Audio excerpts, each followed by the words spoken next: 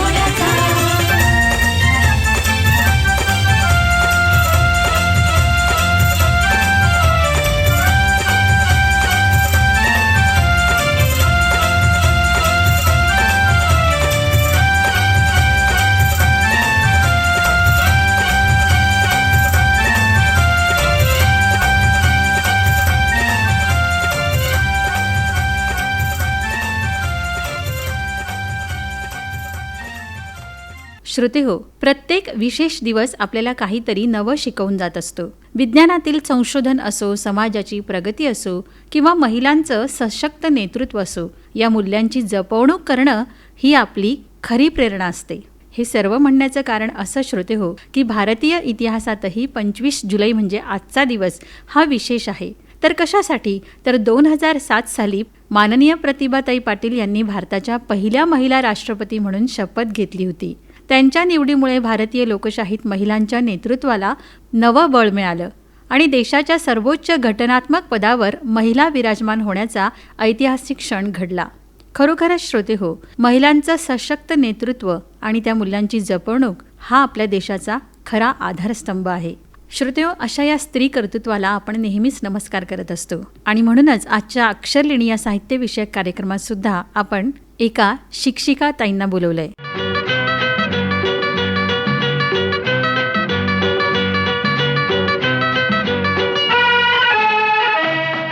आजच्या अक्षरलेणी या साहित्यविषयक कार्यक्रमात आपण शिक्षिका उषा ढेरे यांनी सादर केलेल्या काही कविता ऐकूयात. नमस्कार, मी श्रीमती उषा बप्पासाहेब ढेरे करपे, शिक्षिका, जिल्हा परिषद प्राथमिक शाळा पाटेगाव, केंद्र नाथापूर, तालुका जिल्हा बीड. आज मी अक्षरलेणी या साहित्यविषयक कार्यक्रमामध्ये माझ्या स्वलिखित कविता सादर करणार आहे. ऐकूयात. माझी पहिली कविता आहे अपेक्षाचं ओझं. अपेक्षा खूप आहेत आज पालकांच्या मुलाकडून, अपेक्षा खूप आहेत आज पालकांच्या मुलांकडून, त्या सर्वच पूर्ण होतील असं नाही त्यांच्याकडून. मुलांना गरज आज समजून घेण्याची, मुलांना गरज आज समजून घेण्याची, मशीनपेक्षा माणूस म्हणून मनं त्यांची फुलवण्याची. शिक्षण देताना त्यांना अपेक्षाचं ओझं मात्र लादू नये, शिक्षण देताना त्यांना अपेक्षाचं ओझं मात्र लादू नये. थोडा विचार त्यांचा व्हावा, सारखंच मागे लागू नये, थोडा विचार त्यांचाही व्हावा, सारखंच मागे लागू नये. अपेक्षाच्या ओझ्याखाली मुलं जातील दबून, अपेक्षांच्या ओझ्याखाली मुलं जातील दबून, विचारही त्याचं मागं जातील सारे कोमेजून, विचारही त्यांचे मग जातील सारे कोमेजून. त्यांच्या रंगात आपण थोडे नाहूयात, त्यांच्या रंगात आपण थोडे नाहूयात, अपेक्षांचं ओझं कमी करून मोकळेपणाने जरा वागूयात. मग बघा ही मुलं कशी दिलखुलास उमलतील, मग बघा ही मुलं कशी दिलखुलास उमलतील, सर्व पाकळ्या खुलवून स्वतःच्या व्यक्तिमत्व स्वतःच फुलवतील. हो, अगदी खरं आहे. आज आपण आजूबाजूला प्रत्येक परीक्षेचा निकाल लागल्यानंतर जेव्हा घरामधील वातावरण पाहतो ना, ते वातावरण पाहून सुचलेली मला ही काव्यपंक्ती आपणासमोर सादर केली.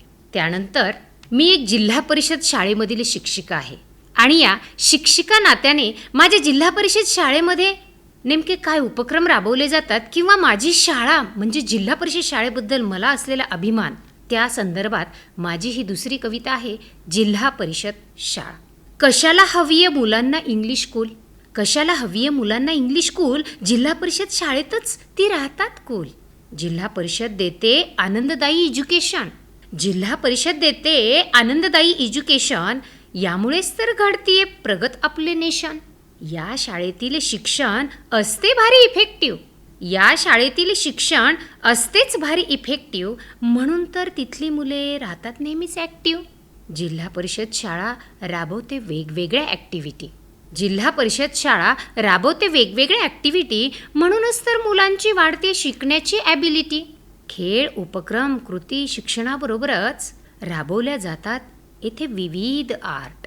खेळ, उपक्रम, कृती शिक्षणाबरोबरच राबवल्या जातात येथे विविध आर्ट, म्हणून तर आज झेडपीची मुले होत आहेत अधिक स्मार्ट. त्यानंतरची माझी पुढची पळस नावाची कविता स्वलिखित अशी आहे, जिच्यामधून माणसाला अतिशय सुंदर असा बोध मिळणार आहे. पहा, काही घटनेमुळे किंवा माणूस जीवनात येणाऱ्या काही नकारात्मक घटनेमुळे खचून जातो आणि नाही ते विचार त्याच्या डोक्यामध्ये येऊ लागतात. परंतु निसर्ग आपल्याला एवढं काही शिकवतो, फक्त ते शिकण्याची जिद्द माणसाच्या उरामध्ये असायला हवी आणि त्याकडे डोळस उघड्या नजरेने पाहायला हवं. पहा, मग जगण्यातील आनंद आणि गंमत कैकपटीने वाढते आणि जीवन अगदी आनंददायी होऊन जाते. म्हणून सहज रस्त्याने चालता चालता मला जेव्हा पळस दिसतो तेव्हा त्या पळसाला पाहून मला सुचलेली ही कविता, जिचं नाव आहे पळस. रखरखत्या उन्हात मी तग धरून उभा आहे, रखरखत्या उन्हात मी तग धरून उभा आहे, कितीही उन्हाचे चटके बसले तरीही डौलाने बहरतो आहे. उन्हाचे चटके सोसूनही जीवन मी फुलवत आहे, उन्हाचे चटके सोसूनही जीवन मी फुलवत आहे. नसे पर्ण एकही मात्र पुष्पगुच्छाने लगडलो आहे. कितीही ऊन वादळे आली मी मात्र सृष्टी खुलवत आहे, कितीही ऊन वादळे आली मी मात्र सृष्टी खुलवतो आहे. तग धरून इथे जगतानाही सर्वांचे लक्ष वेधतो आहे. किती छान. केशरी रंगाच्या फुलांनी जगणे सुंदर केले आहे, केशरी रंगांच्या फुलांनी जगणे सुंदर केले आहे. स्वतः फुलून इतरांनाही आनंद देत उभा आहे. आणि शेवटचं कडवं अतिशय सुंदर आणि प्रेरणादायी. एओत ऊन वादळे संकटे कितीही पळसापरी जगावे, एओत ऊन वादळे संकटे कितीही तरी पळसापरी जगावे. ओसाळ माळ राणावरती सुखाची बाग फुलवून राहावी. त्यानंतरची माझी चौथी कविता आहे. पहा, समाजात वावरताना आपण अनेक अनुभव घेतो. रियालिटीमध्ये कशी असतात आणि ती प्रत्यक्ष समोर येताना कशी वागतात, या संदर्भात माझी चौथी कविता आहे मुखवटे. मुखवटे चढून इथे फिरतात सारी लोक, मुखवटे चढून इथे फिरतात सारी लोक. नाही राहिला विश्वास कोणावर, पोटात एक आणि ओठावर एक. नको नको वाटते सगळे, जग आहे खोटारडे.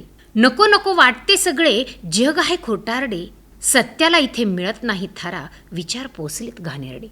इथे जगतो प्रत्येक जण मुखवटे चढून रंगीत संगीत, इथे जगतो प्रत्येक जण मुखवटे चढून रंगीत संगीत. माणसा गणिक माणूस बदलतो, हीच या बेगडी दुनियेची रीत. नको वाटते जगणे सारे, मिळावी खऱ्याची साथ. नको वाटते जगणे सारे, मिळावी खऱ्याची साथ. मुखवटा काढून चेहऱ्यावरचा मिळेल का विश्वासाचा हात. देखाव्याची दुनिया पाहून किळस येते जगण्याची, देखाव्याची दुनिया पाहून किळस येते जगण्याची. देईल का साथ कोणी मुखवटे काढून सत्याची. त्यानंतर माझी पुढील पाचवी कविता आहे माझ्या बालदोस्तांसाठी, जिचं नाव आहे माकड. पहा, मुलांना प्राणी पक्षी यांची गाणी गोष्टी खूप आवडतात आणि मग त्याच धर्तीवरती मी विद्यार्थ्यांसाठीही बालरचना केलेली आहे माकड. एक माकड आले शाळेच्या आत, एक माकड आले शाळेच्या आत, हसाल तर म्हणतो पाडील मी दात. तर मुलं म्हणाली, का दाखवतोस तुझी जात. बघा, तर माकड म्हणतंय, अभ्यासात करील बरं का मी तुमच्यावर मात, पण घरी शिजायला ठेवलाय मी टोपलीभर भात. कुणी खाईल म्हणून मी शाळेत नाही जात. बघा, माकड काय म्हणतंय, कुणी खाईल म्हणून मी शाळेत नाही जात. नसतं तुमची माझ्याबरोबर काय आहे बरं विषयात. छान. त्यानंतर पुढील माझी कविता आहे मुलांसाठीचीच, कृतीयुक्त अशी सादर करण्यासारखीच, चल चल बाळा. आणि ही कविता मी माझ्या चालीत गाऊन दाखवणार आहे बरं का. निश्चित त्याचा आनंद आपल्याला कैकपटीने वाटणार आहे. चल चल बाळा, चल चल बाळा, जाऊ जिल्हा परिषद शाळा, जिथे शिक्षणाचा लळा तुला लागेल बाळा. चल चल बाळा, जाऊ जिल्हा परिषद शाळा, जिथे शिक्षणाचा लळा तुला लागेल बाळा. कृती उपक्रम गाणी गोष्टी राबविती गुरु, मुलात मूल होऊन शिक्षण करती सुरू. कृती उपक्रम गाणी गोष्टी राबविती गुरु, मुलात मूल होऊन शिक्षण करती सुरू. नको राहू घरा, चल चल आता पोरा, दप्तर पाठीवर घेऊन चल भरा भरा. मोफत शिक्षणासह वाढवते गुणवत्ता ही खास, जिल्हा परिषद करते बाळा सर्वांगीण विकास. मोफत शिक्षणासह वाढवते गुणवत्ता ही खास, जिल्हा परिषद करते बाळा सर्वांगीण विकास. नाही मागे राहायचं, नाही मागे राहायचं, आता पुढे पुढे जायचं. क्षमता विकसनासाठी जिल्हा परिषद जायचं, क्षमता विकसनासाठी जिल्हा परिषदेत जायचं. कृतीयुक्त कवितासह कृतीयुक्त पाठ जिल्हा परिषदेतच होतात पाढे तोंड पाठ. कृतीयुक्त कवितासह कृतीयुक्त पाठ जिल्हा परिषदेतच होतात पाढे तोंड पाठ. नको आता उशीर, नको आता उशीर, लवकर जाऊ प्रवेश दिंडीमध्ये सामीलही होऊ. चल चल बाळा, चल चल बाळा जाऊ जिल्हा परिषद शाळा, जिथे शिक्षणाचा लळा तुला लागेल बाळा. त्यानंतर माझी पुढील कविता आहे तू आणि मी. पहा, प्रत्येक कार्यामध्ये त्यांची प्रत्येक गोष्टीला माझ्यासाठी खूप साथ आहे. नव्हे, माझ्यापेक्षा मला समजून घेणारे माझे पती, ज्यांच्यामुळे आज मी माझ्या क्षेत्रामध्ये भरारी घेताना दिसत आहे. आणि त्यांच्यासाठीची ही माझं स्वलेखन आहे, हे माझं काव्य आहे, ज्याचं नाव आहे तू आणि मी. संसाराची दोन चाके सख्या तू आणि मी. संसाराची दोन चाके सख्या तू आणि मी. कितीही वादळे आले तरी सख्या साथ देणार मी. संसारात रमले मी सख्या फक्त तुझ्या साथीनं. संसारात रमले मी सख्या फक्त तुझ्या साथीनं. साथ मिळाली पावलोपावली माझ्या प्रत्येक हाकेनं. साथीनं तुझ्या प्रत्येक कामात बळ येतं. साथीनं तुझ्या प्रत्येक कामात बळ येतं आणि तुझ्यामुळेच माझं प्रत्येक कामात पाऊल पुढं पडतं. दुःख किती आली गेली, दुःख किती आली गेली, झळ त्याची कधी न पोचली. तूच झेललीस खंबीर होऊन, मला मात्र नाही कळू दिलीस. आयुष्यात काही नको, फक्त तुझी साथ हवी. आयुष्यात काहीच नको, फक्त तुझी साथ हवी. सोबत एकमेकांची करताना मिळते ऊर्जा नवी. तू आणि मी सोबत असताना काहीच कमी नसेन. अगदी बरोबर आहे. जेव्हा एका स्त्रीला तिच्या पतीची खंबीर साथ असते ना, तेव्हा तिला आयुष्यामध्ये जग जिंकल्याचा भास होतो. आणि ती प्रत्येक काम, प्रत्येक क्षेत्र आज खंबीरपणे काबीज करते, ते फक्त तिच्या पतीच्या साथीनं. आणि म्हणून हे शेवटचं कडवं, तू आणि मी सोबत असताना काहीच कमी नसेन.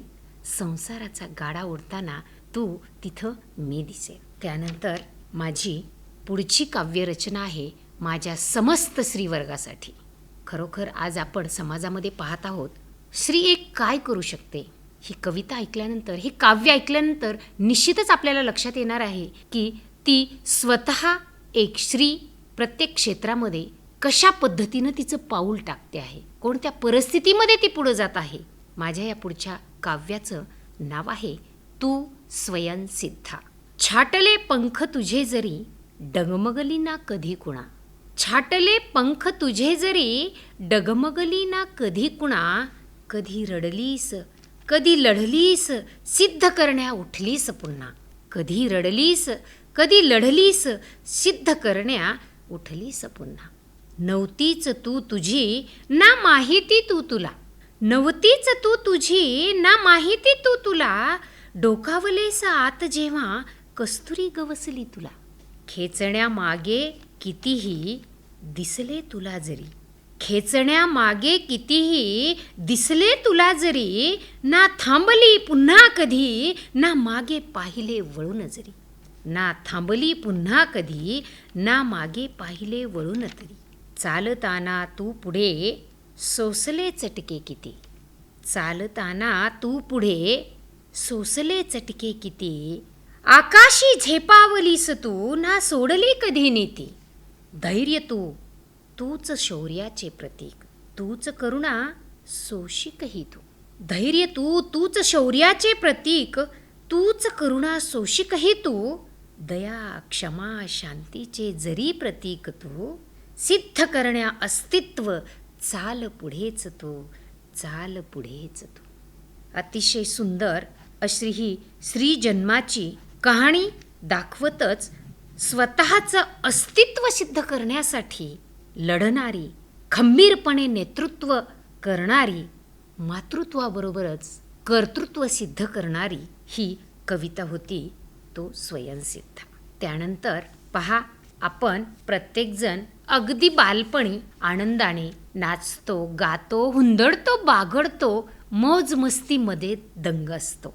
पण तरीसुद्धा आपल्या आजूबाजूला जी काही मोठी माणसं असतात ना, घरातील मोठी मंडळी असतील, यांच्याकडं पाहून मात्र आपल्याला बालपणाऐवजी मोठं कधी व्हावं याची उत्सुकता लागलेली असते. आणि मग त्यांचं सगळं आयट रुबाब, त्यांची आपल्यावर असणारी जी काही करडी नजर असते आणि वारंवार आपल्याला लावताना जी शिस्त आपण पाहतो, तेव्हा आपल्याला वाटतं चला आपण सुद्धा लवकर कधी एकदाचं मोठं व्हावं आणि आपणही यांच्यासारखंच लहानांना शिस्त लावावी. आणि म्हणून यासाठीची माझी ही रचना आहे बालपण. लहानपणी मोठं व्हायची हौस असते भारी, लहानपणी मोठं व्हायची हौस असते भारी, कुणीही मोठं दिसलं की मजा वाटते न्यारी. ऐट मिरवतात मोठे सगळे सदा मनात येई, ऐट मिरवतात मोठे सगळे सदा मनात येई, मी मोठा झालो की किती मजा येईल. होता होता एकदा झालो मी मोठा, होता होता एकदा झालो मी मोठा, वाटले आता आपलाच रुबाब पण मनाचा भ्रमच खोटा. काय ते काम आणि काय त्या कटकटी, काय ते काम आणि काय त्या कटकटी, सगळं सोडवताना नुसता जीव येई मेटाकुटी. सगळं करता करता आयुष्य पुढं जातं, सगळं करता करता आयुष्य पुढं जातं, पण तरीही प्रत्येक कामात आनंद घेत जगता येतं. जीवनात खरं तर मानला तर आनंद आहे बरं का, जीवनात खरं तर मानला तर आनंद आहे, नाहीतर क्षणोक्षणी बदलता मेळ आहे. पण एक सांगू, कितीही गुंता झाला तरीही बालपण जगायचं. खरंय बरं का, कितीही गुंता झाला तरीही बालपण जगायचं आणि पदोपदी खुश राहून इतरांनाही हसवायचं. त्यानंतरची माझी पुढची कविता आहे, एक सुंदरसं गीत आहे.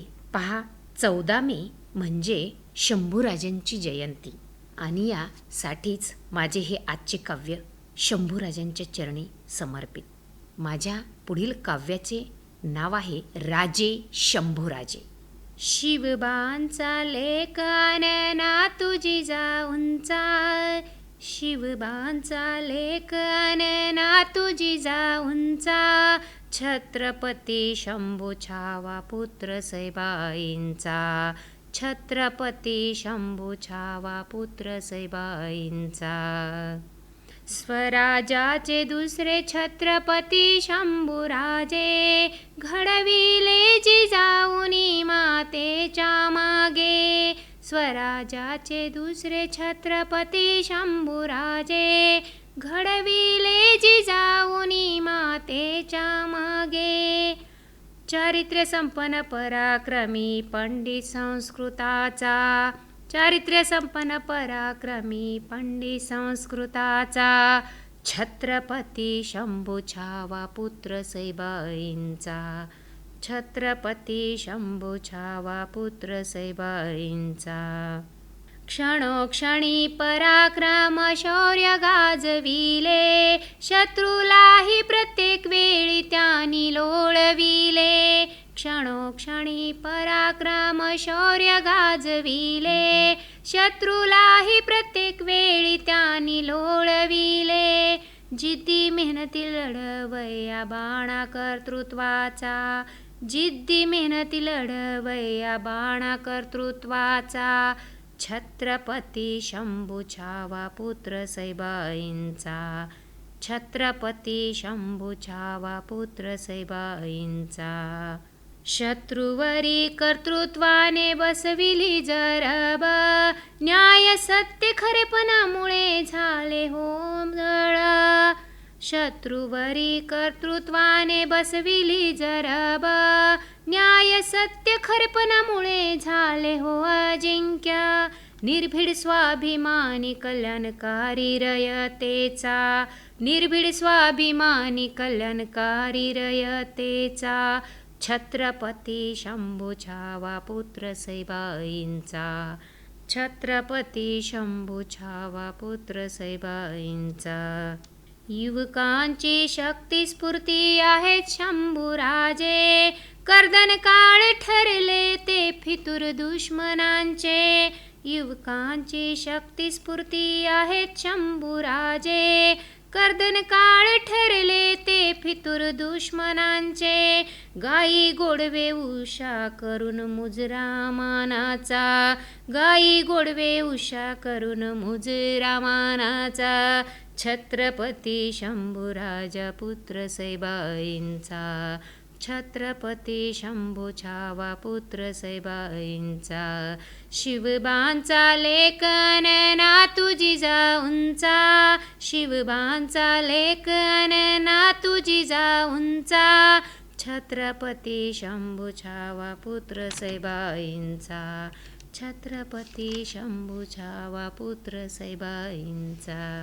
धन्यवाद श्रोत्यांनो. आज माझ्या खूप साऱ्या अशा माझ्या स्वलिखित कविताच्या मधील काही निवडक कवितांचे सादरीकरण करण्याची आज मला आकाशवाणी बीड या ठिकाणी अक्षरलेणी या साहित्य सदरातील कार्यक्रमामध्ये खूप छान संधी मिळाली.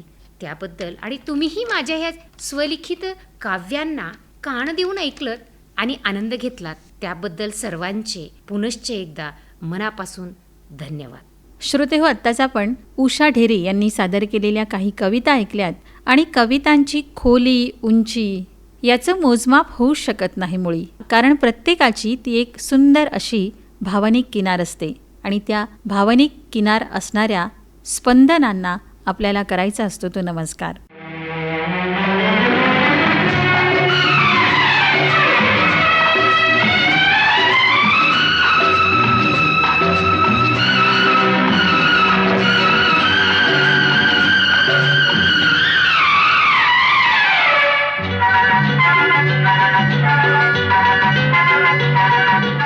श्रोते हो, याबरोबरच आजचा अक्षरलेणी हा कार्यक्रम आम्ही संपवित आहोत. पुन्हा भेटूया अशाच नवीन विषयासह पुढच्या अक्षरलेणी या कार्यक्रमात. तोपर्यंत मी अनिता देव आपला निरोप घेते. नमस्कार.